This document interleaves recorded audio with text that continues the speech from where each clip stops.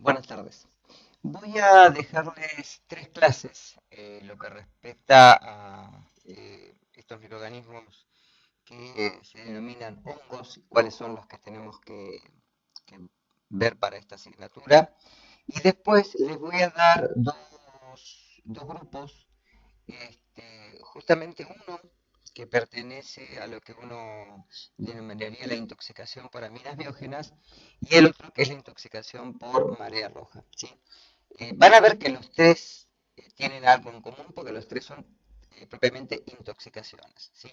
Cuando uno habla de intoxicación, recuerden lo que vimos al principio de la asignatura, que la intoxicación se daba justamente por un elemento que es tóxico y que está preformado en el alimento, es decir, que se sintetiza durante una fase en la cual el alimento, por ciertas condiciones que tiene, por, por ser obviamente materia orgánica y que esa materia orgánica puede ser la que en algún momento sirva para ser el vehículo primero de la proliferación de algunos microorganismos, que ya vimos las bacterias, y luego de la ingesta de este alimento que como obviamente no manifiesta estas características que son las modificaciones organolépticas que evidenciadas ante un consumidor, ¿sí?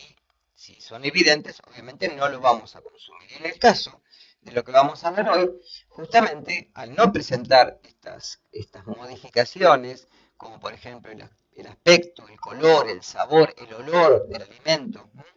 Que al no mostrarnos signos de una alteración evidente, son consumidos en forma en la cual el consumidor no tiene idea de estos elementos que se denominan toxinas, ¿sí? Y que al estar de forma preformada el alimento actúa como un vehículo. Nosotros lo consumimos y de alguna manera nos vamos a enfermar, ¿sí? Con distintas características dependiendo del grupo de los que vamos a ver, ¿sí? Vamos a empezar con los hongos. Durante la clasificación de los seres vivos, ¿sí? En la historia natural de la clasificación que tenemos a través de la literatura, antiguamente los reinos estaban divididos en tres. El reino Plantae, que pertenecía a todo lo que eran plantas, vegetales, incluidos los hongos, ¿sí?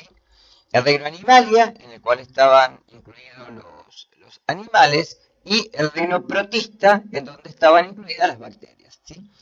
Estos reinos, hoy en día se habla de muchos más, hay autores que hablan de 5, hay algunos que hablan de 8, pero sí es cierto que los hongos han sido clasificados en un reino aparte, que es el reino Fungi, en el cual, debido a las características de la pared que tienen, se los separó de las células vegetales, de los vegetales superiores, ya que hay una diferencia morfológica en la pared. Cuestión que vamos a ver ahora. Bien, ahora, vimos recién que no son vegetales, no pertenecen a reino plantae. Ahora, ¿qué son?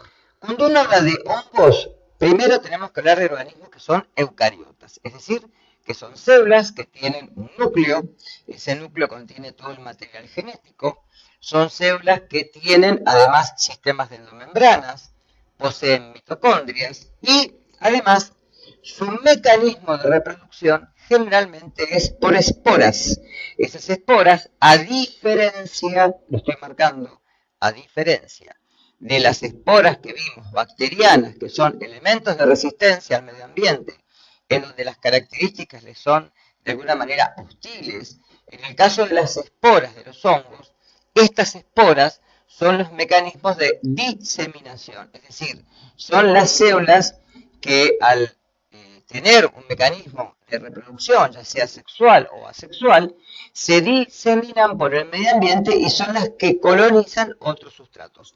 Por ejemplo, los alimentos que tenemos a veces en la heladera. A ustedes les ha pasado, a todos nos pasó, que a veces dejamos algún alimento, generalmente un alimento con una actividad de agua importante, por ejemplo, una fruta, un queso, un pan, y lo dejamos en la heladera suponiendo que la heladera, por ser un medio de refrigeración, nos asegura que las bacterias no pueden multiplicarse. Pero los hongos y algunas especies que vamos a ver ahora, ponerlo un poquito, que son los mohos, sí. Por eso vamos a ver, por ejemplo, el alimento enmohecido. Vamos a ver una cierta película que se desarrolla en la superficie del alimento que corresponde a la proliferación de estos mohos en la superficie y en el interior del alimento. Lo remarco porque a veces es una costumbre, ¿sí? Cortar un trozo que uno supone que es la contaminación, pero no vemos lo que está dentro, que en el interior también hay células del hongo, del moho en este caso, y que pueden ser peligrosos, ¿sí? Por otro lado, no poseen clorofila, es decir, necesitan sí o sí de poder desarrollarse en un medio en el cual aprovechan el sustrato. Son heterótrofos, no son autótrofos. Y la nutrición se da por absorción, más adelante lo voy a mencionar, ¿sí? Y la reproducción puede ser de tipo sexual, formando gametas, o de tipo asexual, ¿no? En el cual todas las células acá son iguales, ¿sí? Es el mecanismo de reproducción asexual. Ustedes recuerden que cuando hay la reproducción sexual se forman gametas o gametos, como lo quieran hablar, ¿sí? Y de alguna manera estos son las células de dos tipos, masculino y femenino, que de alguna manera, al después unirse, forman embriones que son la verdadera reproducción de tipo variable, porque acá sí hay variabilidad genética. En la reproducción sexual, ustedes recuerden que todas las células provienen de un parental que es exactamente igual a sus progenitores. No hay variabilidad genética, ¿sí? Por otro lado, su conformación celular hace de que además de tener membranas, tengan pared. La pared celular, fíjense, a diferencia de la pared celular de los vegetales superiores, que está dada por celulosa, o de las bacterias, que está dada por mureína o peptidoglicano, como lo quieran llamar, ¿sí? Está conformada por quitina, un polisacárido de alto peso molecular, que también lo vamos a encontrar también en insectos, conformando el exoesqueleto de los insectos. Este polisacárido es el que conforma la pared celular de los hongos. Por eso se los separó en un reino aparte, ¿sí? Además, las células pueden ramificarse en el caso de los mohos o de algunos hongos superiores y formar filamentos. Y estos filamentos son los que constituyen la unidad, ¿sí?, celular, en el cual cada célula se une mediante a la otra, a veces por tabiques, a veces por ausencia de los mismos, pero sí por células nucleadas que contienen membrana y pared. Vuelvo a repetirlo, ¿sí? Por otro lado, los hongos han sido aprovechados por el hombre en una gran diversidad de productos que van desde antibióticos, ¿sí?, a ciertos hongos que pueden ser comestibles, algunos que se utilizan para poder fermentar los alimentos, etc. Y además los hongos que se ocupan de alguna manera como ser los descomponedores por excelencia de la materia orgánica que cae al suelo. Ustedes fíjense que en un bosque donde ustedes entran y sienten esa humedad, en esos bosques cerrados, en los cuales toda la hoja, todo el producto orgánico, sí, que cae al piso y se descompone, es descompuesto por los hongos. Y de alguna manera esto hace de que el suelo se nutra con materia orgánica en descomposición y esto hace que el ciclo del carbono sufra, ¿sí?, esta recomposición de la materia orgánica de los autótrofos a los heterótrofos, ¿sí? Por otro lado, como dije, pueden ser comestibles. Algunos también pueden ser venenosos, hay que tener mucho cuidado con esto. Por eso ustedes han visto en muchas facetas, en películas, lo han de haber visto, que a veces hay que tener cuidado cuando uno consume hongos silvestres, porque algunos pueden contener elementos que pueden ser venenosos para el hombre. Y algunos son psicotrópicos. Un ejemplo muy común es el LSD, que se obtiene a partir de un hongo, el ácido lisérgico, ¿sí?, que el hombre lo utiliza como un medio alucinógeno, como una droga de abuso. ¿Estamos? Bien. Ahora, ¿cómo se nutren? Para nutrirse, los hongos sintetizan una cantidad de enzimas, tanto proteolíticas como lipolíticas, que son secretadas al medio externo. Esto hace que se descomponga el sustrato, en este caso el alimento, y luego sea absorbido por un medio osmótico, es decir, se absorben, igual que lo hacen las plantas, y estas sustancias son las que después nutren al hongo y le dan el sustento para la vida, ¿de acuerdo? Es decir, A diferencia de lo que vimos en bacterias, que las bacterias, a pesar de que sintetizan enzimas, estas dependen fundamentalmente del tipo de sustrato. Acá generalmente hay un panel de enzimas que se secretan al medio externo, descomponen el alimento y luego es absorbido. Ustedes fíjense que a veces uno encuentra en una papa, cuando uno la toca, que es como si estuviera adentro, ¿sí? Suelta, porque no tiene el tejido, la constitución necesaria. Y uno encuentra que acá lo que fue es una descomposición por hongos, ¿sí? En el cual, si Rhizotognia, por ejemplo, es uno de los principales hongos descomponedores del sustrato de la papa, o de otros vegetales también, ¿no? Pero que es generalmente uno de los que atacan estos sustratos que se le agregan a los vegetales como elementos para poder prevenir el ataque de microorganismos, ¿sí? Ahora, como lo dije recién, los vamos a encontrar en una numerosa cantidad de especies, porque son descomponedores primarios por excelencia, ¿sí? Se ven en muchos ecosistemas, generalmente se van a encontrar en el medio ambiente, en cualquier lugar en donde haya una cantidad de humedad, ¿sí? En el medio ambiente que sea suficiente para que se puedan desarrollar, ¿sí? Además, fíjense que en el pan, por ejemplo, si ustedes dejan una hogaza de pan, si fuera de la heladera a temperatura ambiente, en muy pocos días van a ver la descomposición, ¿sí? Y si lo dejan en la heladera también, por ahí se retarda un poquito más, pero lo van a ver igual. Ustedes van a preguntarse, ¿cómo llega a la heladera? Bueno, yo lo dije al principio de la materia, ¿sí? Cuando uno abre por corrientes de aire, por corrientes, ¿sí? De alguna manera, o por contacto con otros alimentos, los hongos pueden, ¿sí? De alguna manera llegar al vegetal. Puede ser que cuando ya ustedes lo adquieran en el mercado, ya tenga una contaminación superficial y obviamente, por ejemplo, si ustedes cortan un tomate y lo dejan en la heladera, aumentan la actividad del agua porque están dejando parte de la exposición de lo que es el alimento, entonces la actividad de agua en esa parte donde ustedes cortaron aumenta notablemente, ¿sí? Por ausencia de la cáscara, obviamente, ¿sí? Con lo cual, eso produce de alguna manera la facilidad para que los mohos, en este caso, se puedan desarrollar. Como lo dije hoy, por ejemplo, son utilizados en la industria. Fíjense, por ejemplo, últimamente acá en nuestra región ha aumentado la industria cervecera y Saccharomyces cerevisiae, que lo voy a mencionar más adelante, es uno de los mohos que se utiliza para poder fermentar, en este caso, la base que forma la cerveza. También pueden ser para el pan, ¿sí? U otros, como los quesos, por ejemplo, que no los mencioné acá, pero se utilizan para poder fermentar los alimentos y obtener un producto que sea agradable, ¿sí? Al gusto del consumidor.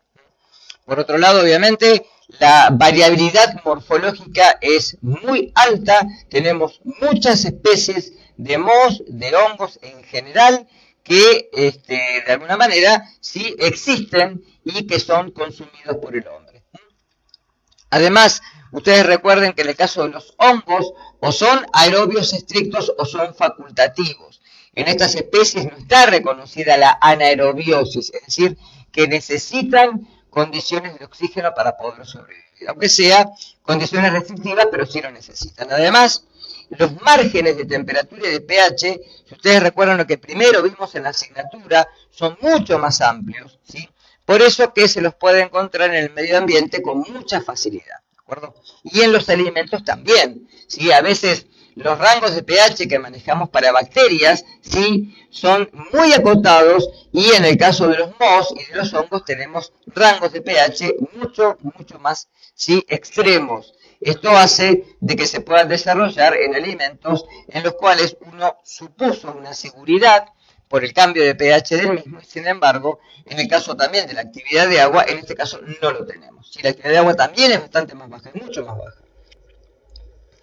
En la estructura, como les dije hoy, contienen, sí, una pared celular. La pared celular está por fuera de la membrana y está denominado por este polisacárido denominado quitina, que está formado por proteínas y por estos polisacáridos que conforman un entramado, y esto hace de que la pared sea justamente el lugar en donde tienen que atravesar las sustancias hacia, ¿sí? La membrana plasmática. La membrana plasmática, como cualquier membrana formada por proteínas y fosfolípidos, ¿sí? Es una membrana citoplasmática que contiene estas estructuras y que estas estructuras le permiten, ¿sí?, el intercambio con el medio extracelular, ¿sí? Algunos pueden poseer cápsulas, pueden estar capsulados, generalmente las esporas, ¿sí?, que se diseminan en el medio ambiente, y el núcleo contiene toda la información genética, ¿sí? Algunos que carecen de sexualidad son directamente, ¿sí?, estructuras que se reproducen mediante la reproducción asexual y por eso se clasifican como hongos imperfectos o fungi imperfecti, que es la clasificación de tipo Linneo. Ahí tienen un queso crema enmohecido. Yo me acuerdo que en las clases, cuando hablamos de lo que es la seguridad alimentaria, ¿sí?, que hablamos de riesgos sanitarios, ¿se acuerdan de eso? Cuando hablamos de riesgo decíamos que sí, los alimentos que no modifican los caracteres organolépticos, que no, los microorganismos que no modifican, ¿sí?, el alimento contiene un riesgo alimentario muy alto. En cambio, los que sí lo manifiestan, el riesgo alimentario obviamente es bajo, porque yo veo el alimento alterado y no lo voy a consumir. Yo les dije, me acuerdo, que por ejemplo, en un yogur, en un queso crema, si yo lo abro la tapita y encuentro esta manifestación, obviamente no lo voy a consumir. Y eso hace que el riesgo sanitario sea bajo. En el caso de los mohos, si uno dice, bueno, pero yo retiro la parte superficial de esto, ojo, no se engañen, porque el moho, esto lo que muestra, que ahora vamos a ver, es lo que es el micelio reproductivo, que forma una capa en la superficie, y ojo que esto no se puede aspirar. Ustedes habrán visto, y se los vamos a decir después en la parte práctica, que uno de los criterios que uno puede utilizar como criterio para poder identificar ciertas especies bacterianas es su olor. ¿Por qué? Porque hay bacterias que cuando se reproducen en un medio tienen un olor característico. Por ejemplo, las especies de Escherichia coli, las especies de Proteus, ¿sí?, tienen, o las especies de Pseudomonas, fundamentalmente, tienen un olor característico de Staphylococcus aureus. Pero, y uno a veces puede aspirar, ¿sí?, sentir el olor, y uno se puede dar cuenta, ¿sí?, de por lo menos orientarse, una prueba de orientación es el olor, no es de certeza, de justamente esta característica, y puede orientarse a ese tipo de especie puede estar involucrada. Ahora, en estos casos, no aspirar. ¿Por qué? Porque estas esporas que están en la superficie, cuando uno las moviliza por corrientes de aire, se desprenden automáticamente y las podemos aspirar. Y hay micosis pulmonares.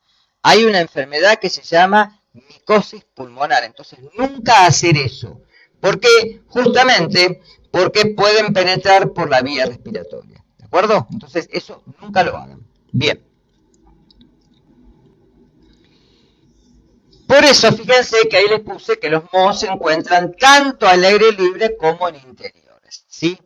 Normalmente el crecimiento se da en condiciones de humedad, es la condición más favorable. Por eso a veces pueden entrar a un lugar como un baño, por ejemplo, y sentir ese olor, o un bosque, en donde los bosques se encuentra una gran cantidad de humedad, obviamente, por la evaporación del agua que hay en el ambiente, como el bosque produce un ambiente semicerrado, porque no es cerrado, esa humedad se mantiene en el lugar. Y esto hace de que justamente este lugar o la calidez del medio, porque la humedad obviamente, el agua recuerden que tiene un calor específico muy alto, con lo cual le retiene temperatura. Entonces ustedes van a encontrar que generalmente en esos lugares sí hay mayor temperatura que en un exterior donde las corrientes de viento y de frío son mucho más hostiles. En estos casos generalmente la reproducción es mucho más favorable. Y se da mediante estos elementos que llamamos esporas. Las esporas van a sobrevivir en condiciones de medio ambiente y cuando lleguen a un sustrato, ahí se van a desarrollar.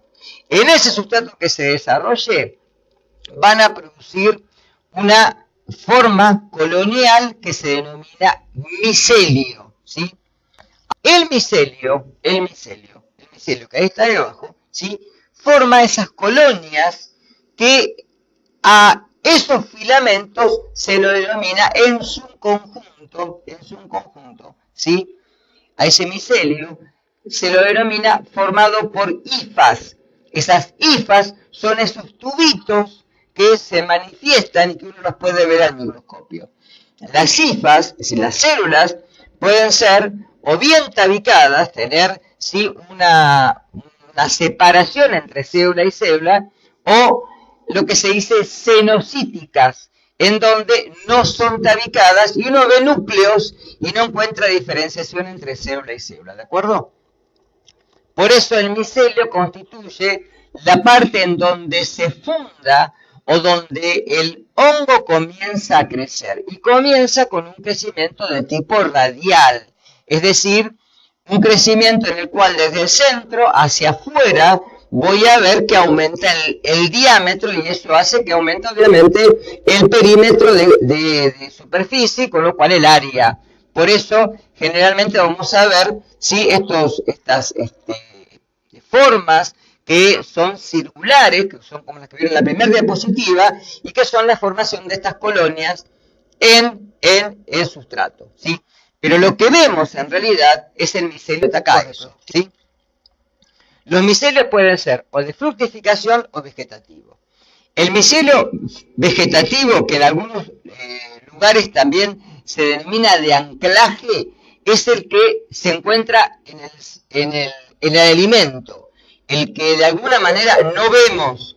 Pero como estas células se reproducen, generan productos metabólicos, y estos productos metabólicos pueden ser tóxicos. De ahí que si yo retiro la parte superficial del alimento, no estoy viendo lo que está en profundidad. Y lo que está en profundidad puede generar de alguna manera toxinas. Y esas toxinas son las que son generalmente las que nos pueden enfermar. ¿De acuerdo? Entonces, si un alimento está enmohecido, ojo, en realidad habría, si es una fruta, por ejemplo, desecharla. No cortar una parte y el resto consumirlo, ¿de acuerdo? Porque con la cocción no nos aseguramos que la toxina se pueda inactivar. Que quede muy claro esto, ¿sí? El micelio de fructificación, fíjense que es aéreo, es el que da la superficie y es el que tiene las células de reproducción, es decir, las esporas, ¿sí? Generalmente la membrana es gruesa, tiene reservas alimenticias y además es lo que permite en la espora poder diseminarse en el medio ambiente. Ahí tienen los tipos principales de esporas, que son conidios, artrosporas o las orangiosporas, ¿sí? Que dependen obviamente de la forma, ¿sí? De la morfología de la espora, cómo se va a clasificar. Ahí tienen un micelio cenocítico. Fíjense que veo un tubito en el cual no veo tabiques, no lo veo separado. En cambio acá veo un micelio tabicado, una imagen hacia la izquierda, y en la derecha de ustedes se ven bien las células, ¿sí? Se alcanzan a apreciar algunos núcleos y se ven muy bien los tabiques. Con buena claridad se ven los tabiques. Esto es lo que ustedes pueden ver al microscopio. Ustedes toman una colonia, hacen una suspensión en solución fisiológica, le agregan una gotita muy chiquitita de azul de metileno o de gienza, pueden ver estos micelios al microscopio, generalmente con un aumento de 100 por, es decir, 1000 veces por, ¿de acuerdo? De 1000 por, no de 100 por, ¿sí? En donde se ven perfectamente esos hilitos, esos tubitos, que son las hifas. Recuerden que el conjunto de hifas hablaba de micelio. Ahí tienen hifas y micelios, tienen septas, ¿sí? En donde se ven perfectamente las separaciones, ¿sí? O algunos que, de risopos, por ejemplo, que no son tabicados, no son septados. Esa es la diferencia. Cómo se ve una y cómo se ve la otra, normalmente en microscopía. Acá se ven muy bien los tabiques y acá, fíjense que los tabiques están ausentes totalmente. En la filmina de la izquierda son tabicados y en la derecha no son tabicados. Esto es cómo se ve, ¿sí? Generalmente un alimento que está enmohecido. Ahí tienen una hoja de morrón y además tienen de alguna manera esclerotos, ¿sí? que esta forma irregular es lo que se encuentra generalmente sobre el alimento. La degradación y el sustrato que forman estos aspectos de micelios que uno generalmente a simple vista se entiende que es una alteración.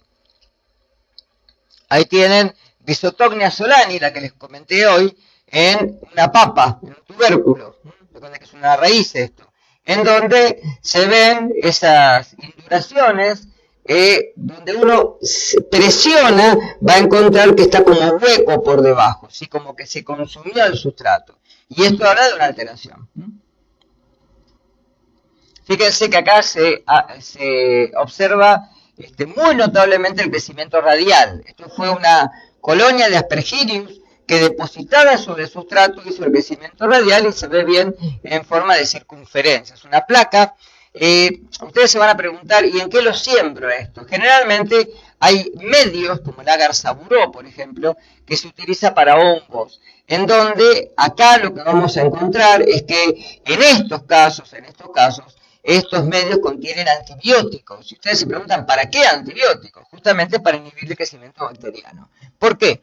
Porque, y esto es como regla de oro, si yo encuentro una alteración o un crecimiento, las bacterias, por una cuestión de actividad de agua y pH, se encuentran en una zona favorable, son las que primero se van a manifestar y luego le van a dar el paso a los hongos, ¿sí? Es decir, para que un hongo pueda crecer o un moho necesita condiciones de medio ambiente que sean mucho más hostiles que para las bacterias, ¿sí? En donde las bacterias no se puedan proliferar. Por eso al medio se le agregan antibióticos justamente para inhibir el crecimiento bacteriano y que no haya una contaminación que impida el crecimiento de los hongos. Panes enmohecidos, esto lo tienen que haber visto alguna vez, ¿sí? Donde dejo una hogaza del pan o corto el pan o compro ese pan que viene en bolsas y a veces cuando uno lo deja mucho tiempo en la heladera me puede ocurrir esto, ¿sí? En donde lo encuentro enmohecido. Eso obviamente no lo tiene que consumir, por favor. Bien, pasamos. Levaduras. Dijimos hongos, dentro de los hongos vimos primero mohos. Ahora vamos a ver levaduras, ¿sí? ¿Qué son las levaduras? Las levaduras, a diferencia de los mohos, son unicelulares, porque los hongos, llamados mohos, son pluricelulares, de ahí que forman micelios. Acá son células que se reproduce por un mecanismo muy particular, de tipo, brotación o gemación, como lo quieran llamar, es lo mismo, pero que una célula le da origen a otra, que pueden permanecer juntas, como ven en la microfotografía, pero luego se separan normalmente, ¿sí? Este conjunto generalmente hace de que uno las levaduras las tenga como microorganismos unicelulares. ¿Sí? Ahora, ¿qué son? Son hongos microscópicos, unicelulares. En este caso, las levaduras se consideran, ¿sí?, muy importantes para la industria de los alimentos, ya que muchas de estas, ¿sí?, debido a la facilidad que tienen en general todos los hongos de poder, ¿sí?, fermentar los alimentos, ¿sí?, son los que se utilizan en la industria para los procesos de fermentación, ¿sí? Lo vemos en el pan, lo vemos en la cerveza, lo vemos en el vino, etc. En donde las levaduras se reproducen, uno generalmente lo que hace es conteo de estas levaduras y tiene cepas que ya son cepas starter o cepas ingenieradas o bioingenieradas por biotecnología y que se las utiliza para la fermentación de los alimentos, ¿sí? No son patógenas, lo aclaro desde ahora, sí son alterantes. Al igual que los mohos son alterantes, pero los mohos son patógenos, pero las levaduras no. Y no todos los mohos son patógenos, algunos sí, ya lo vamos a ver a continuación, ¿sí? Pero hago estas diferencias porque son fundamentales, ¿sí?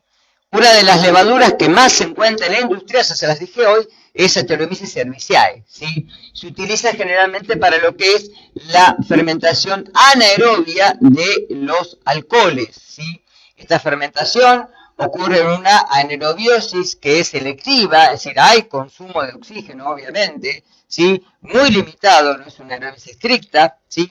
Pero las levaduras sí pueden crecer en estas condiciones formando, por ejemplo, cerveza, vino, hidromiel, pan o antibióticos, ¿sí? Por ejemplo, la penicilina es uno de los antibióticos que se puede dar por levaduras, ¿sí? Generalmente las levaduras, ustedes recuerden que al ser unicelulares, ¿sí? Su reproducción es muy rápida, muy pocas horas podemos tener ¿sí? varias células a partir de una colonia muy pequeña y la reproducción se da por un mecanismo sexual que se denomina yemación o brotación, ¿sí? Se forman basidios y estos brotes se dan con una forma de yema o mamelón en una célula, luego se desprende y forma ¿sí? ahora una célula hija, que es la que luego también se puede reproducir. Y esto aumenta el número considerablemente. Las formas que pueden tener pueden ser esféricas, pueden tener forma de pera, es decir, piriformes, cilíndricas o alargadas, ¿sí? Generalmente constituyen un micelio o pseudomisuelio que luego después se fragmenta y forma esta estructura de la célula como la vemos generalmente al microscopio. Por eso generalmente uno ve en uno de los polos cómo se forma este mamelón, este brote, y luego se separa, se estrangula y forma nuevas células, ¿sí? Normalmente uno esto lo hace en el laboratorio y puede hacer conteos celulares en la cámara de Neubauer y poder ver en muy pocas horas cómo aumenta el crecimiento.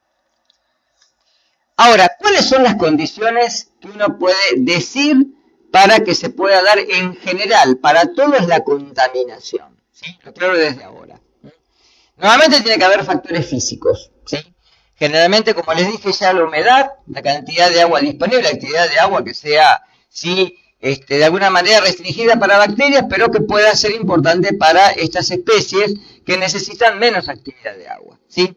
Además, algunos pueden llegar por vectores, como por ejemplo por insectos, algunos pueden llegar además dentro del medio del alimento como una materia que quede como contaminación en el ambiente. Por ejemplo, hay en la literatura, hay brotes que se ha dado de contaminación por mohos en silos, en granos que se han guardado, por ejemplo, para mantenerlos durante el invierno por el frío. Entonces ahí se pueden haber dado una contaminación y esto hace de que normalmente ese alimento sea peligroso, ¿sí?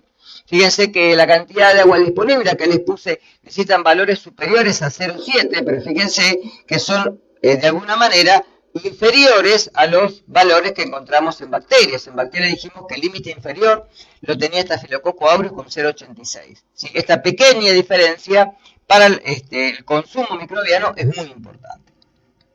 Factores químicos, obviamente la composición del medio, el pH del medio también es importante, la cantidad de nutrientes, por eso generalmente lo vamos a encontrar en alimentos como por ejemplo en la papa, porque tiene una gran cantidad de almidón, también se pueden encontrar en alimentos como en cereales, por ejemplo, porque el cereal contiene una cantidad de nutrientes que es suficiente para que se puedan desarrollar.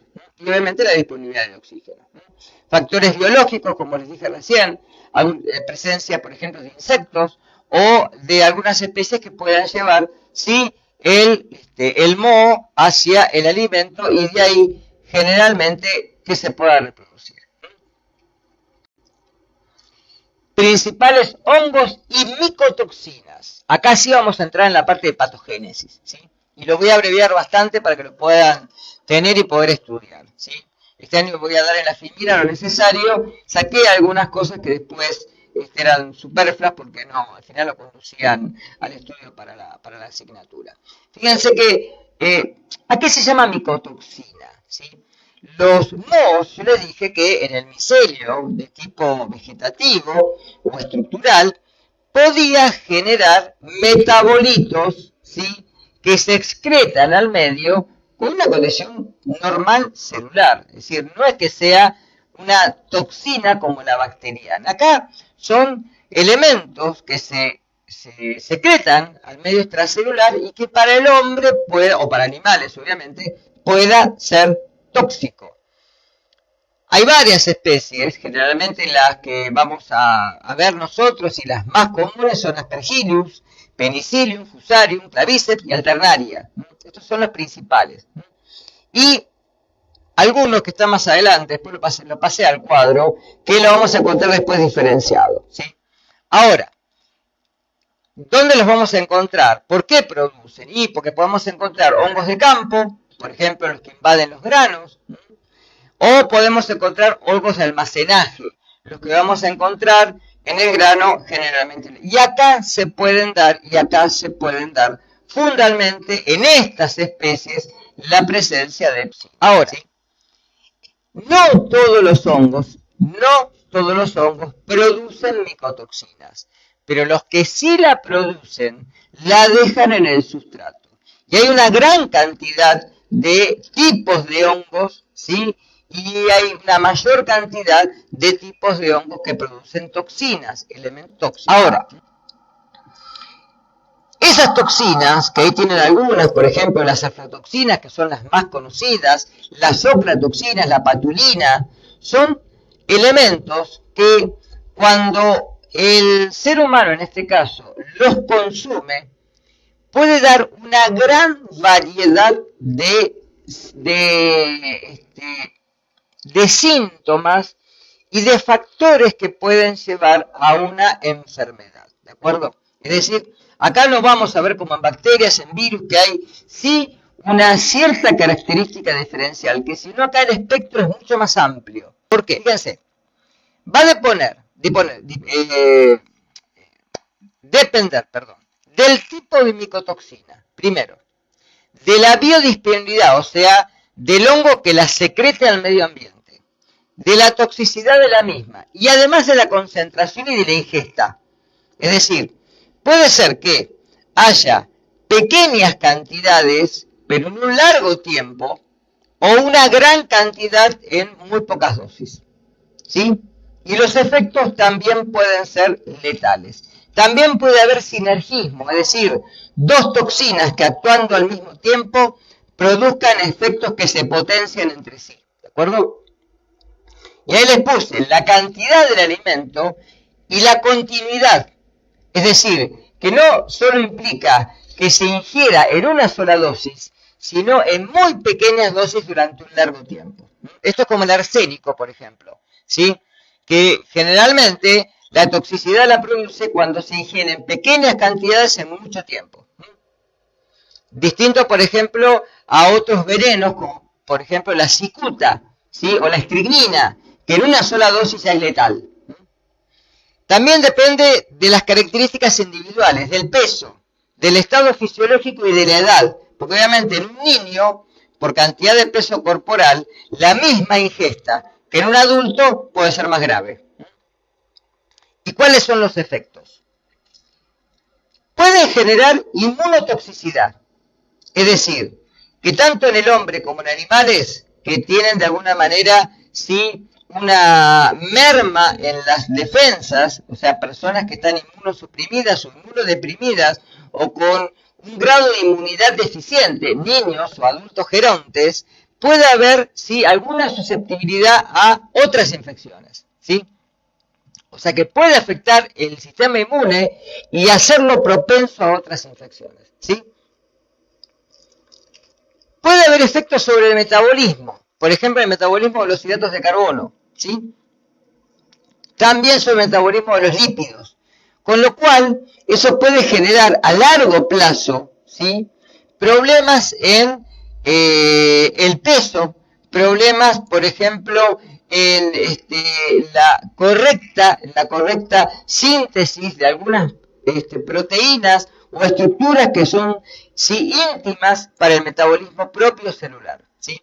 También pueden afectar a órganos en específico, como por ejemplo el sistema nervioso. Pueden tener efectos al sistema gastrointestinal, su sistema digestivo. Sobre el hígado, pueden ser hepatotóxicas, pueden ser nefrotóxicas, es decir, pueden afectar al hígado o al riñón. Y pueden tener también efectos sobre la piel, es decir, manchas cutáneas.